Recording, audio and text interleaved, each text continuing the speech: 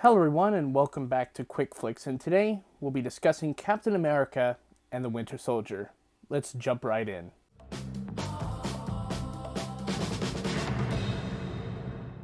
Captain America and the Winter Soldier is a brand new TV show from Marvel Studios and is the second of their new Marvel TV shows that are exclusively on Disney Plus. The show follows Sam Wilson, once again played by Anthony Mackie, as he is kind of apprehensive about taking up the mantle of Captain America and decides to put it into a museum at the start of the series.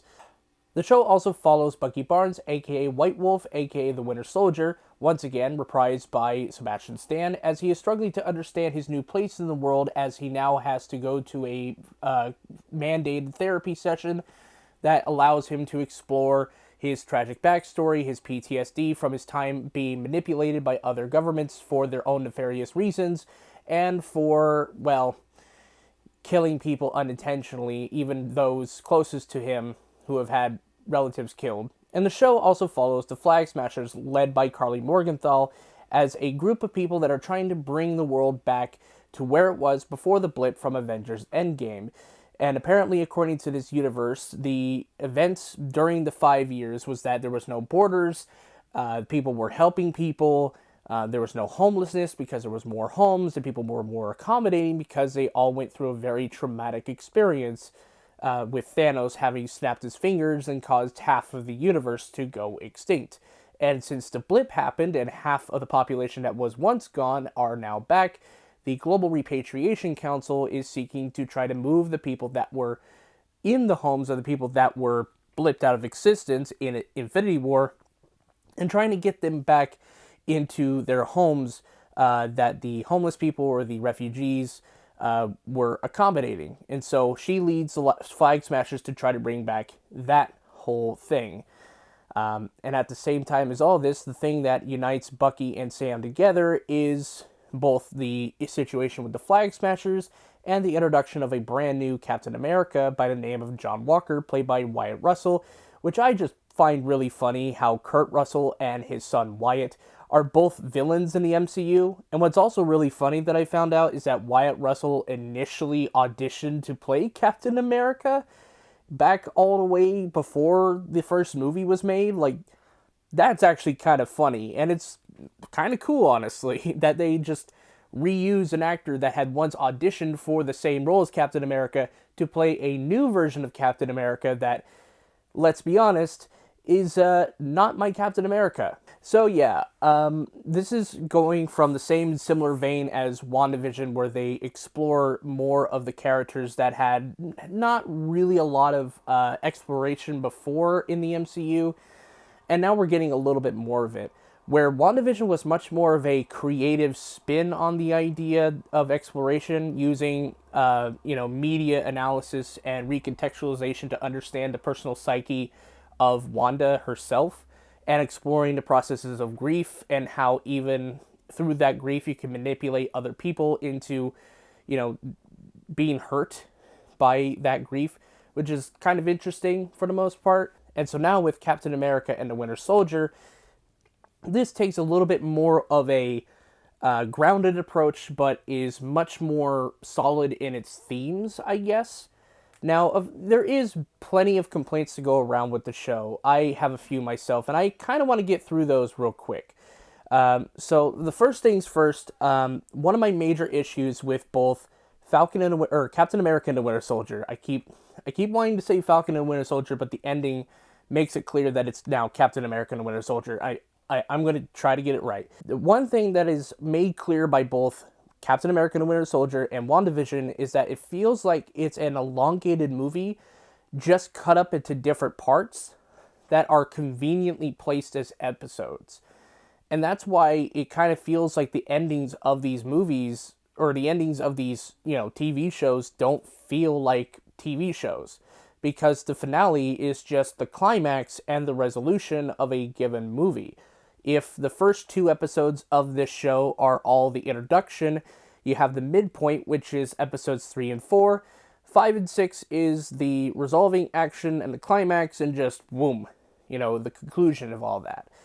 And yeah, I mean, that is one of my main issues I've had with the first two shows especially, is that it doesn't feel like a TV show. It just feels like a movie, just cut up into different parts. I understand how that is not going to be everyone's criticism, but I do feel like that's part of the reason why some people were burnt out by the ending of the show, even though I personally loved it.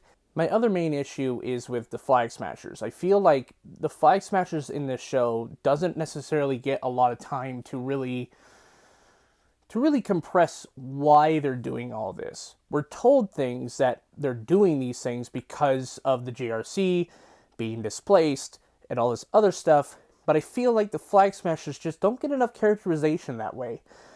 We're shown that they are freedom fighters. We're shown a little bit that they are getting medical supplies, but for what?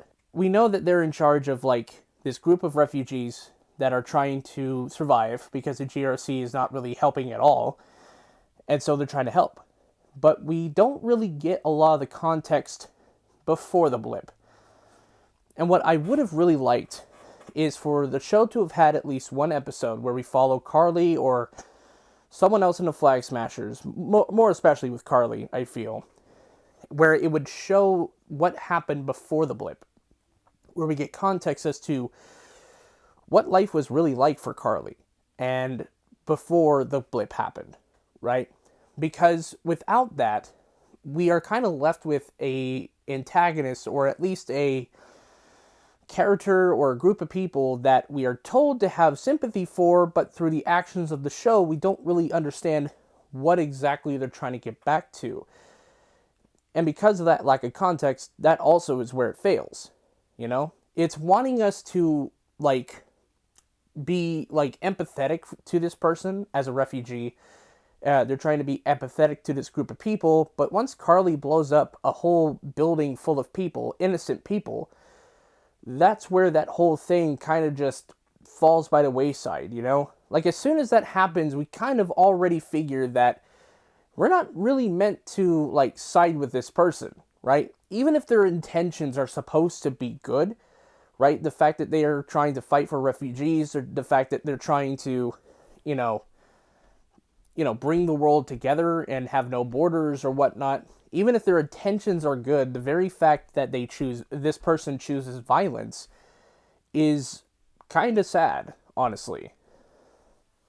Because this could have been an easy sort of win to have, like, a little bit more of a complex relationship between how Sam Wilson responds to Carly versus how John Walker responds to Carly. And we do get that.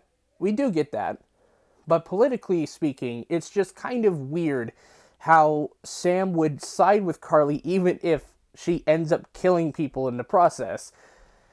It is kind of weird. But all in all, I think the Flag Smashers just didn't get a lot of characterization, or at least some character backstory that allowed us to really understand where they're coming from. We're just kind of told a lot of things, and I wish we were shown more. That's just kind of my only real complaint with the Flag Smashers of this show. Because really, they're not necessarily, that entirely interesting. The only time where we get a lot of characterization for any of the Flag Smashers is with Nico. And he ends up dying in that very same episode that he talks about his appreciation for Captain America when he was a young kid and how it represented something to him. And, Carly responds, that flag, that shield, it means, like, excluding others, and that kind of stuff. Right? And that episode was just like, oh yeah, we're going to set up this character to die, just like how they set up Lamar Hoskins to die in that episode. Now, before I get into my full, like, appreciation review, because I really do love this show, I just want to say something real quick. There are a lot of people that have gone after creators online, content creators on TikTok or on Twitter, fans who have, like, pointed out the obvious message that this show is getting across, that there's themes of police brutality and systemic overreach and a lot of other things. Like, it's part of the text, it's part of the show. And a lot of them went after content creators who basically were saying, hey, this is what the show is, and here's my evidence. And there's a lot of clear evidence in the show. And for some of these people to get verbally harassed and especially black content creators on TikTok and various other places being direct messaged the N-word multiple times, that's harassment. That is like full-on harassment. I do not condone that as a film critic. I do not condone that as a fan of the Marvel Cinematic Universe, or any fan really. Any person who ever does that to anyone, no. You're not a fan to me. What you are is someone who does not care for the language of TV or storytelling. You only care about the aesthetic. You only care about like what you perceive only and not what others do. With that out of the way, let's talk about what I really like about the show. We need new heroes. One suited for the times we're in. Symbols are nothing without the women and men that give them meaning. And this thing,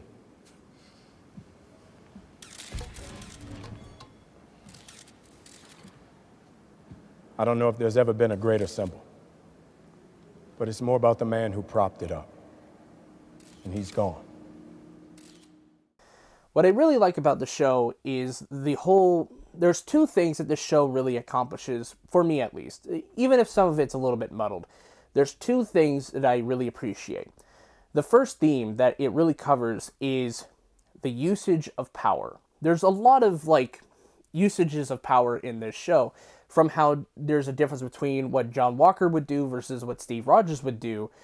There's this power dynamic between the two, right? Even though Steve's not part of the show, you can understand how there is majorly a difference between Steve and, John Walker. John Walker as a character is a pretty complex character, but he's still a villain. I understand that the 6th episode might have tried to redeem him. He's not. He's a full-on villain. And why I say that is that John Walker in this show, from episode 2 onward, it appears that a lot of the times he's using the badge as some sort of privilege. It's great to see you again. You gotta be kidding me. You know him? Yeah, we did some field ops back in the day. I heard you were working with Bucky, so I thought I'd step in. Bucky's not going to be following a strict schedule any longer. We haven't finished our work. Who authorizes? Right? He's using it to flaunt, right? From the moment he breaks Bucky out of jail, and he's going like this, I have the authority and whatnot. And then in episode 3, he basically almost beats up a person that's helping the Flag Smashers. Do you know who I am?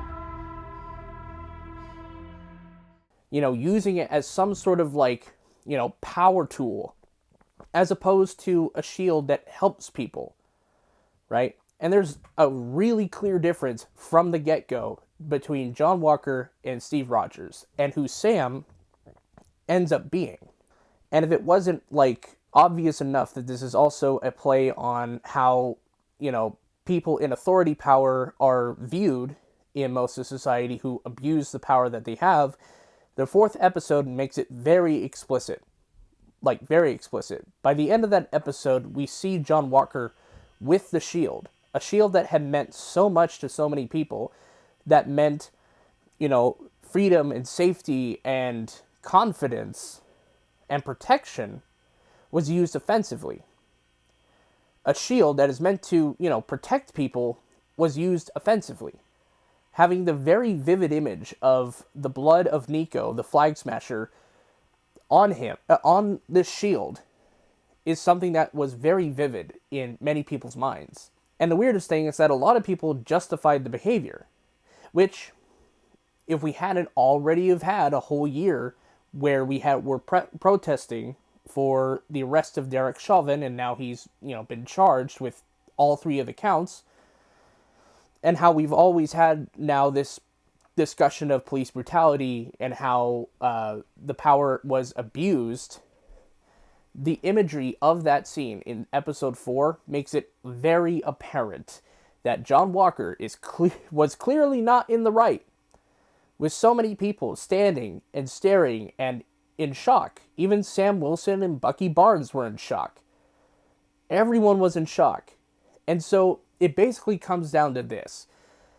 It's basically what Erskine was saying in the first Captain America movie, that when you take the super soldier serum, and that's what John Walker eventually gets, is the super soldier serum from Carly Morgenthau unintentionally, right?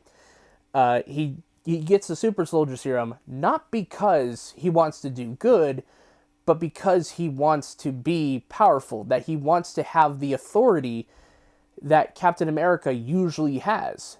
And so he uses it in a way that's more destructive and more harmful. And that is where Erskine's line comes in. The serum amplifies the good in people that are already good. Whereas with John Walker, yes, he has like all the accreditations, all the medals and whatnot, but his attitude, his behavior, the fact that he's done very shady things, it amplifies that kind of bad in him. And that is the main difference that this show flat out says is wrong with John Walker. It amplifies so much of the bad that he's willing to leave behind Lamar when he gets killed to go and kill someone that didn't even kill him in the first place. It was Carly. Carly killed Lamar, and yet he went out to Nico and killed him. And it was intensely satisfying the next week when I saw that Sam Wilson and Bucky Barnes working together to take that fucking shield away from him.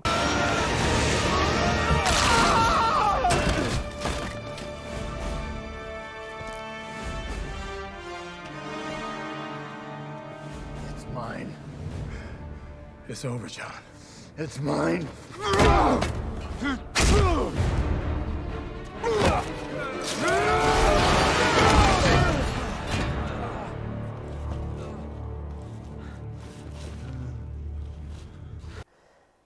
It was intensely satisfying. And that kind of reality rarely happens, right? And if we really wanted to get a little bit more deep in terms of like what John Walker really represents in terms of, white privilege, is the fact that because of his service record, because of who he is to the U.S. military, he doesn't necessarily get, put in prison, which is what most people would do, right? Most people would go to prison if they, executed someone in the middle of a town square in a foreign country they had no jurisdiction being in. But no, he gets a slap on the wrist. He is, discharged. He doesn't get any, royalties whatsoever. He doesn't get anything. And that's true to life. It's frustrating. It is. It's frustrating that in real life when, people in authority, like police officers, they end up killing people. They kill people in cold blood and don't give a shit about it. You have officers who abuse their power towards people who have mental illness, and especially towards people in minority communities that just basically go and kill people because they feel like they are entitled to take the life of someone, even though the badge itself is meant to protect people. And that is why John Walker in this show, to me at least, is true to life. It's fucking scary. And the fact that not only that, but he also gets recruited by the secret cameo of the season, Contessa, or as some people might like to call her, Madam Hydra, which I'm not entirely sure if she is Madam Hydra in this universe. Technically, she was supposed to be, introduced in Black Widow, but we never really got that yet. That's coming out in a couple months, so I'll be reviewing that. But yeah, enough about John Walker. Let's now get to Sam and Bucky, which I think is, the biggest strong part of this whole show. The actual, buddy stuff that they go through, the actual discussions that they have about the SHIELD, the relationship that they had with Steve, is very interesting, and a lot of it comes to a head in the final couple episodes, 5 and 6. The other thing that this show really addresses is race, and the issues of race in America, right? And a lot of that comes down to Isaiah Bradley, which, is actually really cool. I kind of expected at some point that they would bring in Isaiah Bradley, who, if you don't know, is in the comics. He was in the miniseries Truth, Red, White, and Black, which detailed the secret history of the super soldier serum, where there was a person by the name of Isaiah Bradley and several other individuals who were tested on for the super soldier serum that they were making, right? And basically it was like the Tuskegee experiment. And yeah, it's kind of sad, really, when you hear all the story that Isaiah Bradley relays to Sam Wilson in episode 5. You understand a lot of the trauma that he went through and how he doesn't believe that Sam Wilson could be Captain America at all. He doesn't believe that in America, a black person could be Captain America, because in the comics, at least, they don't really say it in the movie, or the TV show rather, but in the comics, Isaiah Bradley takes up the mantle of Captain America, and he dons a suit for Captain America to try to get back prisoners of war, to try to save these people, right? But for what Captain America did, what Steve Rogers did, he got praise. But for Isaiah Bradley, he got prison time and was experimented on. And yeah, it does show that there is definitely a difference in the justice system, that basically for a black man like Isaiah Bradley to be, to save all these people's lives, the same way as Steve Rogers would, the same way as John Walker would, he gets arrested and is put in prison for 30 years. His wife ends up dying, and so many other bad things happen to him. And it's traumatic for him to relay that information, and it's traumatic in every way. And the reveal of Isaiah Bradley in episode 2 was actually kind of surprising, because I didn't expect him to be so early. But it establishes a lot of the general tone and theme of the show when it comes to Sam Wilson's side of the whole thing, which is to talk about race in America and representation in America. And a lot of that whole thing is encapsulated. A lot of the two themes is encapsulated in Sam's speech at the end of the series. His speech in the finale is one of the best speeches I've ever heard. Sure, it's ham-fisted. Sure, but when has Captain America ever not been ham-fisted? Captain America has always been a story about someone who is against the government, is a person that is trying to fight for the people, right? And Sam Wilson's speech about, not understanding the current situation, rather than trying to understand the situation, everyone just throws out labels like terrorist or refugee or, Antifa or all this stuff, right? Rather than trying to get to the point of why a lot of people are willing to condemn people easier if they just give them a label. I mean, this girl died trying to stop you. And no one has stopped for 1 second to ask why. And a lot of what Sam says in the finale of this series towards the GRC is a lot of the stuff that I secretly just wanted to yell at all of our politicians this past year. It's so amazing to me, though, because, they wrote this story way before all this happened, way before the pandemic happened, and somehow it just fits. It's like the same thing that happened with Captain America and Winter Soldier, where that film was about the surveillance state, how the government, secret agencies, were using NSA to spy on average American people, right? And it comes out months later that, oh yeah, the NSA's been spying on people, right? And so this show just happens to be really timely. And I'm just amazed by that. I am. I also really liked Sam Wilson in this story. He doesn't get a lot to do in the first few episodes, but as the episodes go on, you kind of see his position just change over time. He's a person that's kind of willing just to, take it slow, right? He's not a person that's, willing to take action all the time. He's willing to listen. And that's the main real difference as to why Sam Wilson should be Captain America versus John Walker shouldn't, right? The main difference is that John Walker is an impatient person. He's not willing to sit down and consider why things are happening. He's more of a person that wants to take action and take charge, because that's what he was made to do. Like, he even says, you made me, to like the senators, right? As he's being discharged, you made me. I am Captain America, which is a whole other thing. That's the difference. John Walker doesn't listen. Sam is willing to, and his perspective throughout the entire show changes. And again, while he doesn't get too much to do, he still listens. He listens to a lot of people. He listens to John Walker. He listens to Bucky Barnes. He listens to Carly Morgenthau and tries to understand what's going on, which is what should be obvious.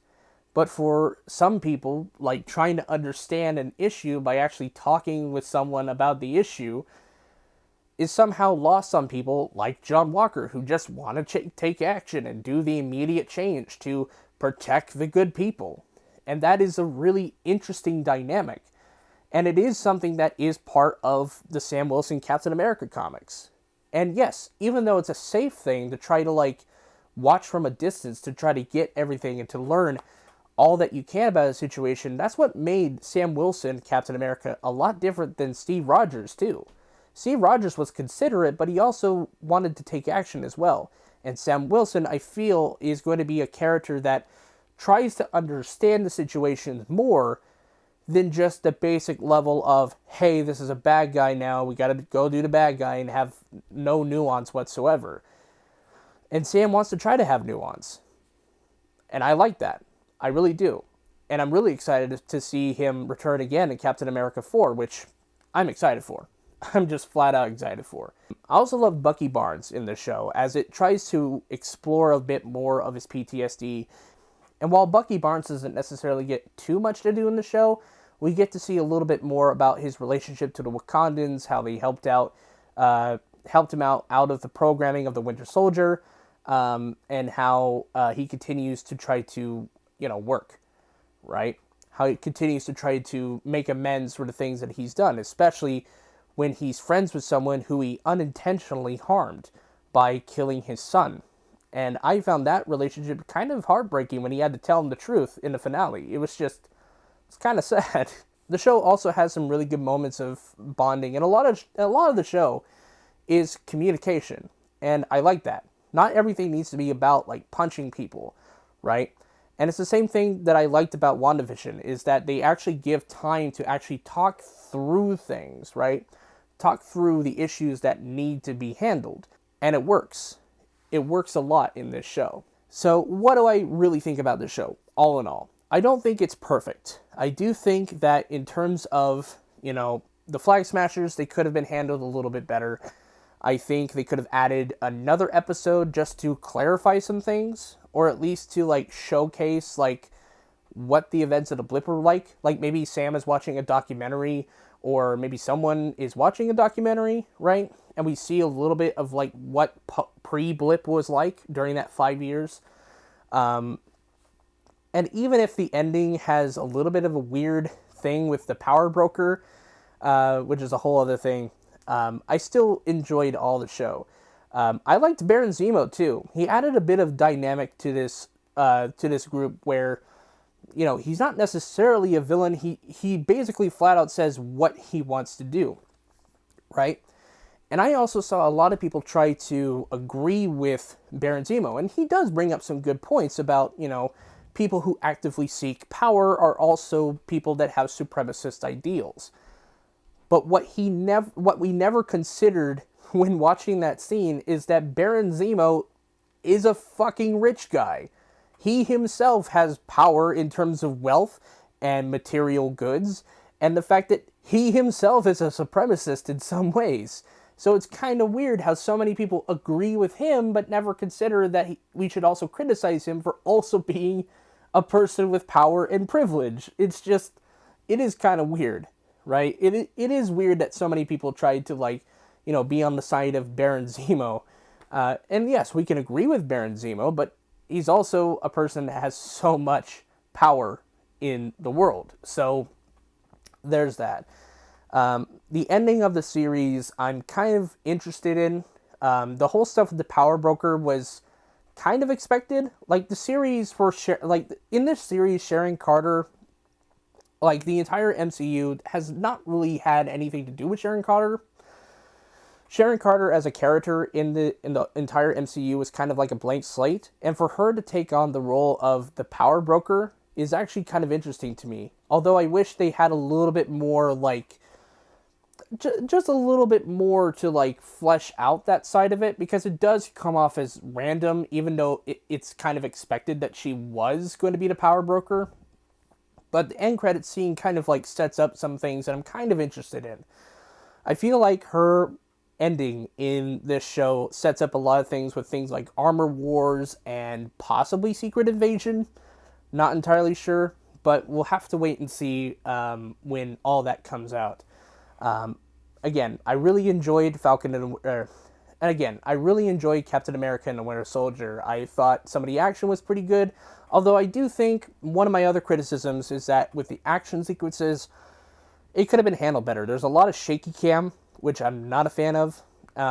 It's a lot of editing work, and it causes some of the action to seem a little boring at times. And and that's kind of some of the things I have an issue with a lot of modern action stuff, is that they have a lot of edits, a lot of cuts, and a lot of shaky cam. I hope for Captain America 4, if they are going to do action, to make it not as sporadic, but as, kind of solid in terms of choreography, and to be able to show the choreography without having to do the shaky cam BS or to have too many edits, right?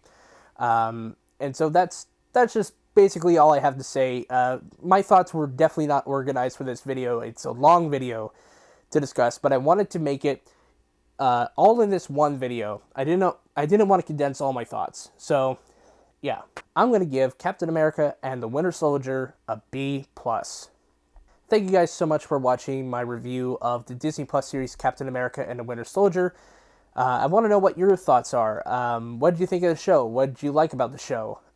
Did you enjoy the new Sam Wilson suit? Which, by the way, I really enjoyed looking at that new suit. It looks great on him. I'm happy to see him. And I'll see you guys in the next review this Friday. So, I'll see you there. Peace.